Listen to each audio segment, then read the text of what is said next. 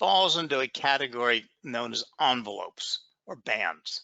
It was created by John Bollinger and is one of the few technical indicators in the marketplace that the developer, who developed them quite some time ago, is still active. And John Bollinger operates the Bollinger Bands website. And you can go on there and see lectures directly from the horse's mouth. You can learn the rules directly from the horse's mouth. You can go over there and learn all about Bollinger Bands from the guy who invented them. Now, there's an abundance of information published on how to trade with Bollinger Bands. Much of it, though, is discretionary in theory. The how to use Bollinger Bands information usually pushes it back to the trader, you, to interpret what the securities price is doing relevant to the bands. Now, Bollinger Bands can be applied in the all financial markets, including equities, forex, commodities, and futures. Bollinger Bands can be used, and this is what's so incredible about Bollinger Bands, in most time frames, from very short time periods to hourly, daily, weekly. Now, most of the established technical indicators work in small time frames, short time frames. That's why they've lasted in the market so long.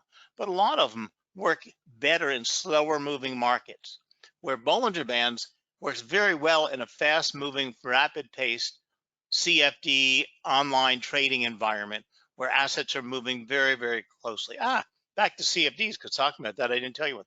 CFDs, even though you don't own an asset, the price of the CFD mirrors the underlying asset. So it's not like gold goes up to $1,800, but your CFD doesn't. Gold, the CFD moves with the same movement. It mirrors or replicates the actual gold pricing. So I just forgot to tell you that. Now, Bollinger Bands answers one question, and this is where a lot of traders get lost. Are prices high or low on a relative basis? By definition, price is high at the upper band and price is low at the lower band. That bit of information is incredibly valuable. It is even more powerful if combined with other tools and other indicators for confirmation. Okay, that was a mouthful that most of you probably don't understand yet. So we're going to go over and look at a chart in a second. Bollinger Bands are a technical analysis tool. Specifically, they are a type of trading band or envelope. These bands or envelopes serve the same purpose. They provide relative definitions of high and low that can be used to create rigorous trading approaches and pattern recognition and much more. The bands are usually thought of as employing a measure of central tendency as a base, such as a moving average, whereas envelopes encompass the price structure without a clearly defined central. So what that means is a band uses a center line or some other line to create the outer pricing structures, where an envelope just envelops the price movement. So let me go over to a live chart and let me try to show it to you and explain it to you better.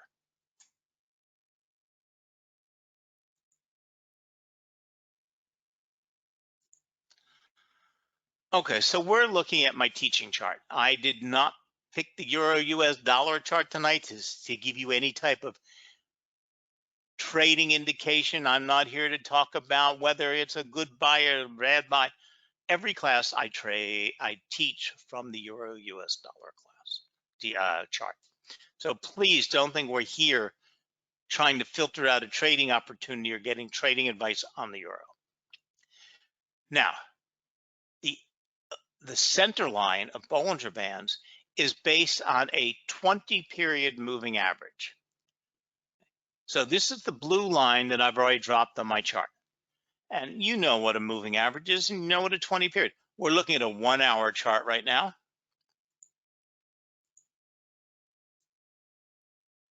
So that means Bollinger Bands is based on 21-hour candles. And it would be using the close of each of those candles over the 20 hours, adding them together and dividing it by 20. And whatever that number is, a dot is put on the chart and is connected together and forms or what's known as a moving average. Okay, you all know what a moving average is. Okay. This is the center line for Bollinger Bands. Now to put Bollinger Bands on your chart, okay, all you have to do is click on indicators, no matter whose chart you're using, and find the indicator for Bollinger Band and add it to your chart. Plain and simple. I've already added on here so I could get it set up for class. And we have the 20 hour, the 20 period. The standard Bollinger Band is the 20 period moving average close. Then we use an upper band and a lower band that forms our Bollinger Bands. And we put these in green on our charts. Now, how do we derive these bands, these upper and lower bands from that moving average? That's what you have to learn.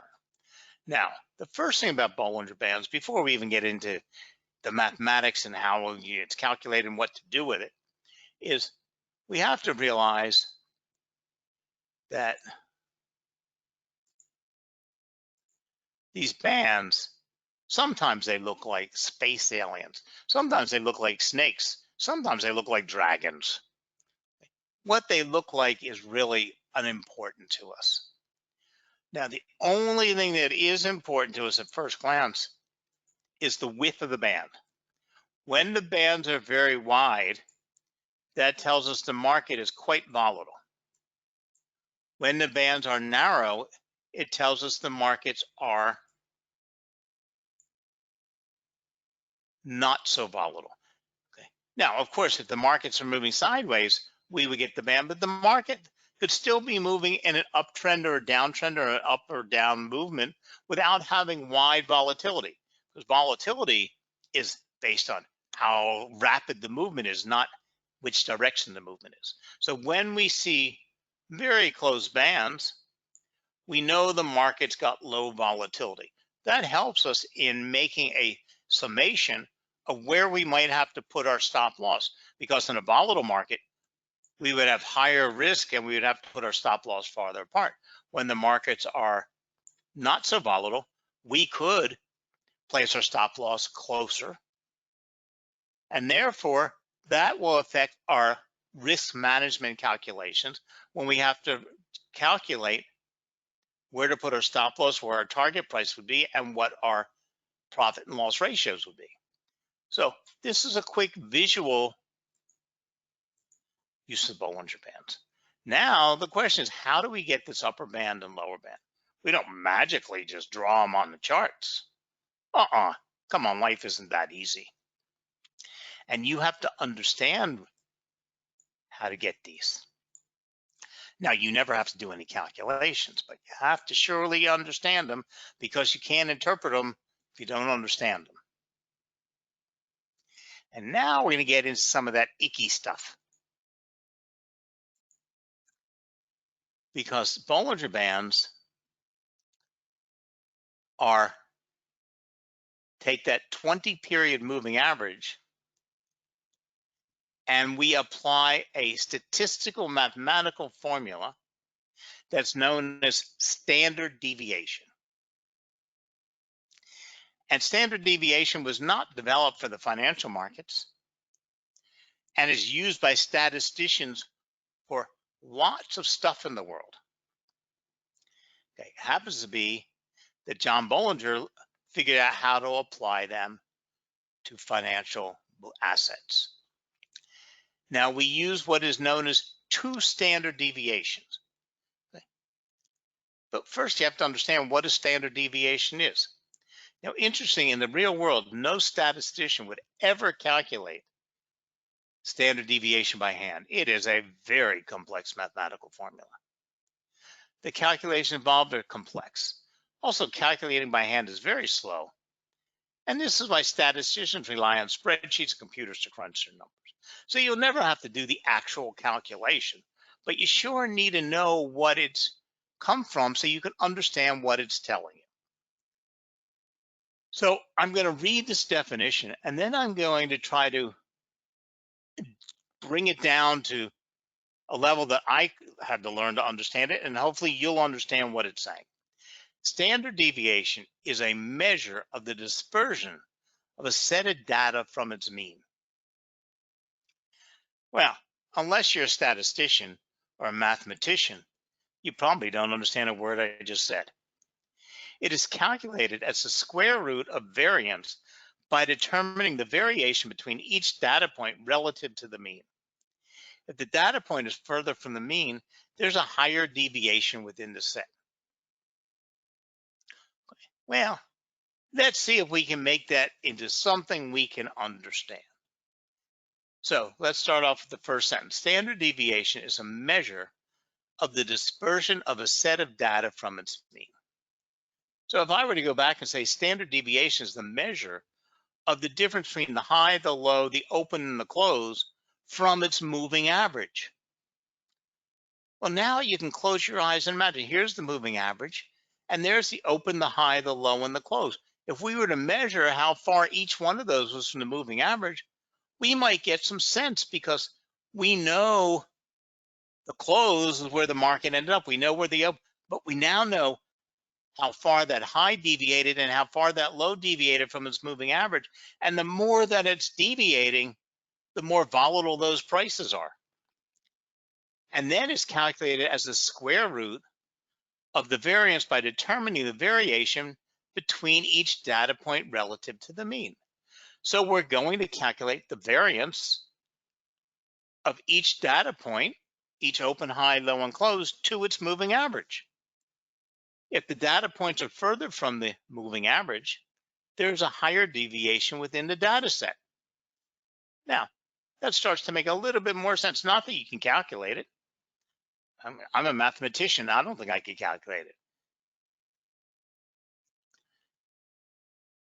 But you have to understand that what we're seeing in a standard deviation is the difference between the open, the high, the low, and the close in each time frame, and how much is deviating from where it was.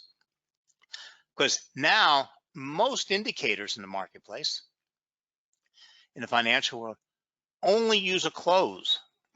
Some use an open and close. Some might use gains and losses in the period. Very few indicators take into consideration the open, the low, the high, and the close. So this indicator is taking in a lot of pieces of information. So in its simplest form, the mean is simply the average of all data points in a given set. In investing, for example, you might want to know what the mean closing price is for the last 20 days. This can be obtained by adding the closing price for each session dividing by 20, okay, which we talked about on how you get the moving average and moving on, so on and so forth. Well, now what we do is we take that standard deviation calculation and it's multiplied times 2.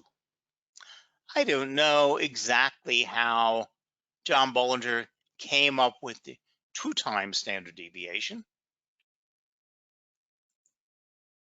but these are always done on a 2 times standard. Now there's some gurus out there that talk about a 2.5 standard deviation and changing the settings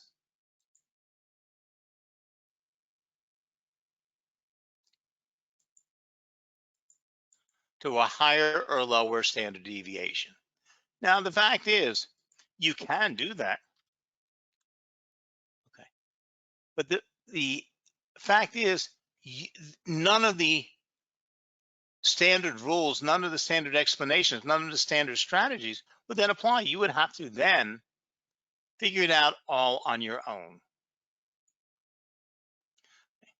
Now, there is a new thought process in the marketplace, and it's relative to moving averages less than it is to, it's got nothing to do with standard deviations. but it's called displaced moving average. Now, we all know that a moving average is a lagging indicator because you need to have the last time frame completely finished before you can do the calculation. And this bothers a lot of traders.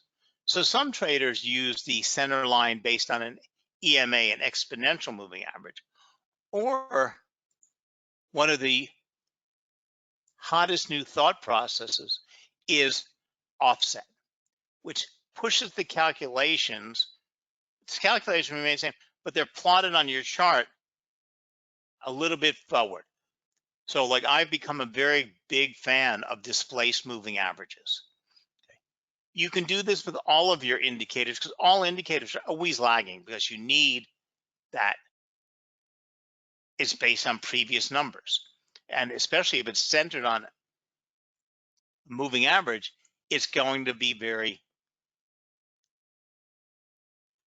lagging. So one of the most interesting things is by offsetting, you see right here, we have our Bollinger Band, upper band, our moving average. So we have no candles there because what I did is I pushed it up, didn't change any calculations. It's just plotted on your chart 3 time frames forward. And therefore, instead of lagging, it doesn't really become leading, but it becomes a lot less lagging. So as price moves into those, there is a less of a lag time. And it's a very, very interesting scenario because it doesn't change any of the strategies. It doesn't change any of the actions or reactions. It just makes your indicator a little bit more forward thinking than backwards. Well, now you know what standard deviation is. And we've used that to make our upper and our lower lines. So we have our moving average line, we have our upper band and a lower band. That and most of Bollinger Bands, outside of looking at the width of the band and the volatility, then is all dependent on the price relationship to the upper band, the lower band, and the moving average. And it's got very little to do with this grayed in area. Now, when prices are moving up or down, they're starting to trend, we expect prices to hug the band.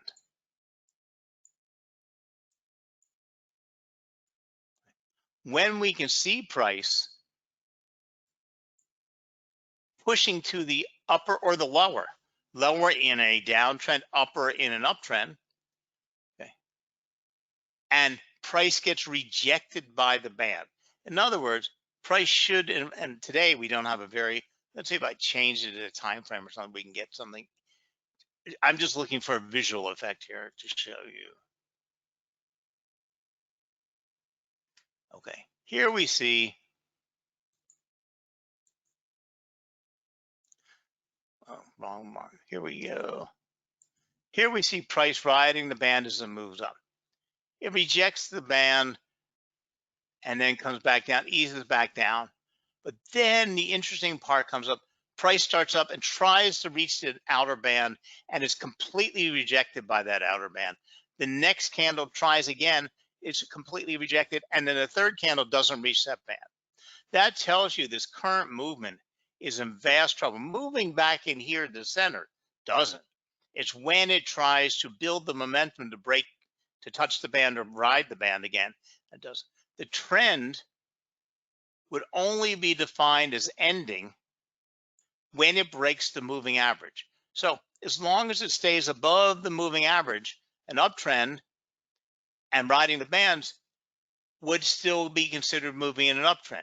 At this point, we would be looking carefully, but this is simply a retracement in a good moving uptrend. It's when then it finishes that retracement, tries to move up again, but can't reach that outer band, that we know that trend is in trouble. When it gets rejected and then finally breaks that moving average, we know that trend is now over. Now, for here, we got rejection, move down, rode the bands. See, now it moved in the center, didn't break the moving average, and continued down slightly.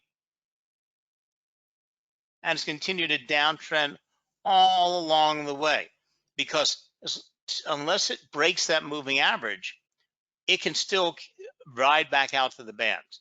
So what we're looking for is rejection. Moving back into the center isn't rejection. Rejection is when they try to reach the band and they can't. Here, down, got rejected by the band, got rejected again, and then moved and broke the moving average to move up. And this is called riding the bands. Now, I've simplified this to help you get a grasp on this. It's not that straightforward. Okay, no indicator is. There is nothing I could teach you in a 1-hour class or a 40-minute class that could teach you everything about an indicator. I can only give you the key points and a greater understanding so that you can go and start testing it, applying it, getting to understand it, know its personality. So the other thing is, every indicator, whether we're looking at Bollinger Bands or some other type of indicator, you need to know the personality of the asset. For instance, an indicator, whether we're talking about a bounded oscillator like RSI, or we're talking an envelope or wave series like Elliott waves, will be unique and different to each different asset. So in other words, applying general interpretations on just about any indicator to Bitcoin and trying to apply those same things to Duke Energy, well, they'd be worlds apart, because Duke Energy hardly moves anything. And if it goes up a couple pennies a day, it's a slowly traded, slow moving stock. So it would hardly break an indicator. It'd hardly ever hit an oversold or an overbought limit. It'll probably never break out of a band. Okay, so you would probably have to have a different interpretation. Where Bitcoin, that can easily move $1,000 in an hour, that's quite volatile all the time, okay, would need a wider set of bands, or an indicator would always be jumping out of overbought and oversold. So you might be changing your RSI from a 70-30 to a 90-10, but you have to know the personality of the asset you're looking at to understand how to interpret the individual indicator that you're using on that particular asset. So now that we understand how to put Bollinger Bands on the chart, let's talk about how to use them.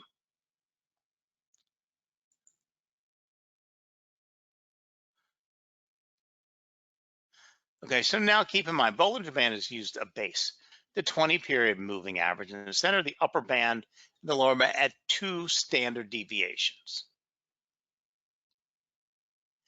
Now, we get 3 primary uses of Bollinger Bands. We get pattern recognition, we get reversal signals, and we get trend analysis. Now, we talked just a minute ago about trend analysis and understanding how healthy the trend is. We talked about reversal signals when the asset was rejected by the bands and going through the moving average. The only thing we haven't really talked about is pattern recognition. Okay. Now, pattern recognition is to recognize in the bands double bottoms or double tops, or what's called a M and a W formation. I feel that it doesn't help us at all in our type of trading, because it takes a long time to develop. And it's to see the asset and the Bollinger Band to move down and form a bottom, bounce back up, break the moving average, and then come back down and form a second bottom. And then to make it the final leg up, when it crosses that moving average, this is called a W formation. You wouldn't even actually know that it was happening until this point. And if you happen to see it, it's when it breaks that moving average, it was generating a buy signal. And we have just the reversal. So here we're coming off of a downtrend, and we have just the opposite, which is called the M formation, which gives us the exact opposite. But because, first of all, they're very hard to see, they take a lot of time frames that I don't think I've ever seen one in real life. And so I don't really talk about the M and the W too much. But you won't even see them until either the right side up or the wrong side down N is formed, which is the three legs walking onto a fourth leg. But if you're a trader who likes to use, say, head and shoulders, this takes as long as a head and shoulders does to develop, quite some time.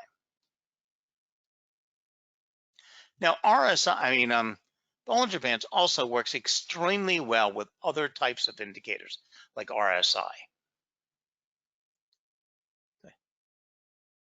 And I showed you walking the bands and how it helps signal to the end. Now, I put together a little presentation for you that show you how to combine Bollinger Bands with other indicators. Because remember, Bollinger Bands is one of the few indicators that actually dropped on price chart and works directly with price as opposed to putting underneath of it. And I put this little presentation together for you so that you can see how you might want to incorporate it into your trading system, or how you might want to use it to build a trading system. So I'm going to cue that up and play it for you. Hopefully it's all set up correctly. Here we go. It's only about 5 minutes, but it's going to show you how to combine RSI stochastics and Bollinger Bands into Indicator 1, RSI. The relative strength index compares the magnitude of recent gains to recent losses in an attempt to determine overbought and oversold conditions of an instrument. As you can see from the chart, the RSI ranges from 0 to 100. An instrument is deemed to be overbought once the RSI approaches the 70 level, meaning that it may be getting overvalued and is a good candidate for a pullback or reversal. Likewise, if the RSI approaches 30, it is an indication that the instrument may be getting oversold and therefore likely to reverse. Traders will often use the RSI either coming back out of its overbought or oversold areas as a signal or partial signal to enter a trade. As we can see, the RSI is often accurate when indicating when a market will reverse. A trader using RSI should be aware that large rallies and drops in the price of an instrument will affect the RSI by potentially creating false buy or sell signals. Traders often combine the RSI with other indicator signals, such as MACD crosses. Indicator 2, MACD. The moving average convergence divergence is one of the most well-known and used indicators in technical analysis. This indicator is made up of two exponential moving averages, which help measure momentum in an instrument. These moving averages and the changing distances between them become the MACD. Convergence simply means the moving averages are moving closer together, and divergence simply means they are moving away from one another. When the shorter-term moving average is above the longer-term moving average, this area of the indicator will show activity. When the shorter-term moving average is below the longer-term moving average, this area of the indicator will show activity. The center line, of which the MACD is plotted around, indicates where the moving averages are equal, and when the MACD passes through the center line, this indicates the moving average is crossing. The signal line, here in red, is a moving average of the MACD values themselves. Typical values for the MACD are 26 and 12 exponential moving averages and 9 for the signal line. The farther apart the moving average is, and the greater the momentum, the farther away the MACD will be from the center line. Traders use MACD and signal line crosses, such as these, to indicate momentum trades. You can see how these crosses often match up with market moves. Traders also use the MACD crosses to indicate when momentum is coming out of the market, and may use it as a signal to exit a trade. Indicator 3, Bollinger Bands. A Bollinger Band starts off with a simple moving average. It then has two standard deviations plotted away from it. That sounds a mouthful, but the important part is because standard deviation is a measure of volatility, Bollinger Bands adjust themselves to current market conditions. When the markets become more volatile, the bands widen, move further away from the average, and during less volatile periods, the bands contract, moving closer to the average. The tightening of the bands is often used by technical traders as an early indication that volatility is about to rapidly increase, as volatility often follows periods of lack of volatility.